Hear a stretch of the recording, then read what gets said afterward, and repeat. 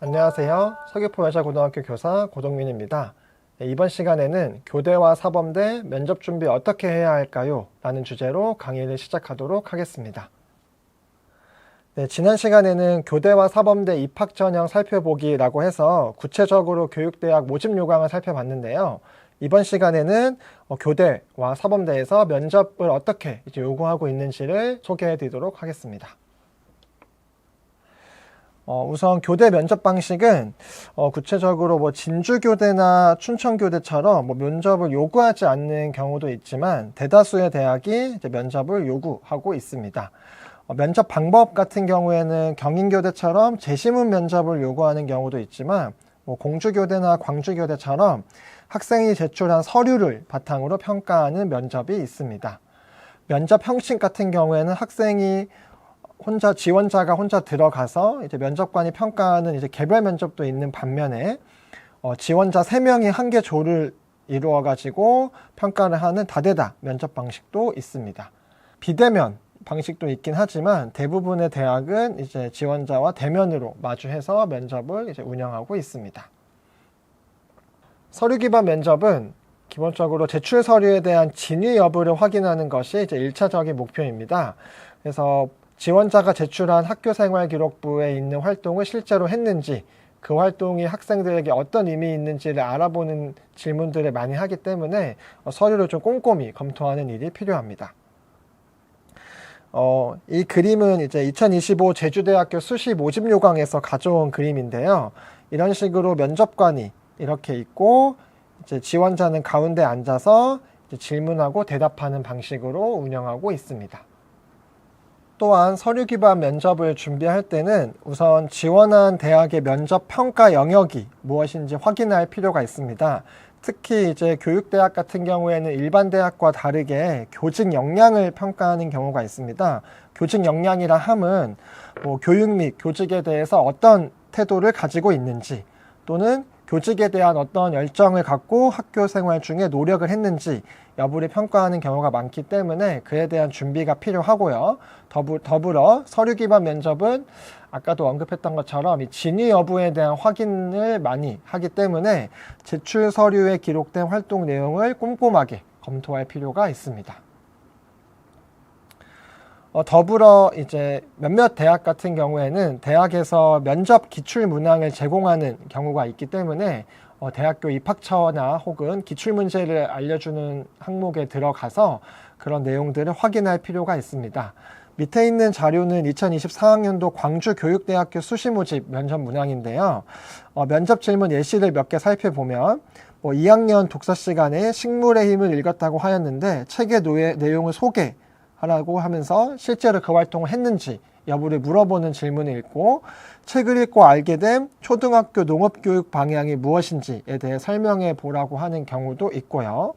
3학년 윤리와 사상 과목 같은 경우에는 이 뒤위의 사상에 대해서 탐구했다라고 하니까 뒤위의 어떤 교육 철학의 특징이 무엇인지, 이에 따른 시사점은 무엇인지를 통해서 해당 학생이 그 활동을 실제로 했는지를 평가하기도 하고, 또는 교직에 대해서 어떤 생각을 가지고 있는지에 대한 여부를 확인하기 때문에 이렇게 기출문항을 제공하는 대학은 반드시 이제 입학처 홈페이지를 통해 확인해 주시면 좋을 것 같습니다.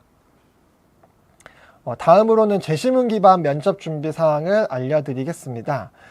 서류 기반 면접이 제출 서류 내용에 대한 진실성을 확인하기 위한 목적이 강하다면 재시문 기반 면접은 대학이 자체 개발한 면접 문항을 활용해서 교직 인성 또는 교직 적성을 종합적으로 평가합니다. 그래서 서류 기반 면접과는 다르게 대학이 개발한 문제가 들어간다는 게 좀 차이라고 볼 수 있습니다. 교직 인성 또는 교직 적성이라 하면은 교직에 대한 태도, 그 다음에 기본적인 학문 소양, 교직에 대한 열정 등을 평가한다고 할 수 있습니다.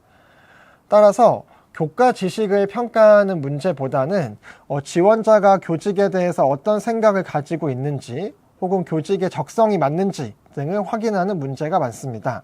예를 들면 2024학년도 서울교대 수시 모집 면접 문제를 보면은 야구대회 결승전이 벌어지고 있는데 팀에서 타격 능력이 우수한 세로기의 마지막 타석이라고 합니다. 감독은 확실한 승리를 위해서 세로기에게 번트를 지시했는데 세로기는 감독의 지시를 거부하고 타격하여 득점을 했다고 하네요. 내가 감독이라면 이 세로기를 어떻게 지도할 건지, 물론 교실 현장은 아니지만 교실 현장에서 벌어질 수 있는 비슷한 상황을 제시해서 그에 대해서 어떻게 대응할 건지에 대한 것들을 요구하면서 지원자가 교직의 적성에 맞는지 여부를 이제 확인하는 문제가 많이 있습니다. 더불어 이 제시문에 나타난 자료와 질문들을 얼마나 꼼꼼히 분석해서 지원자가 논리적으로 답변할 수 있는지에 대해서도 파악하려고 합니다.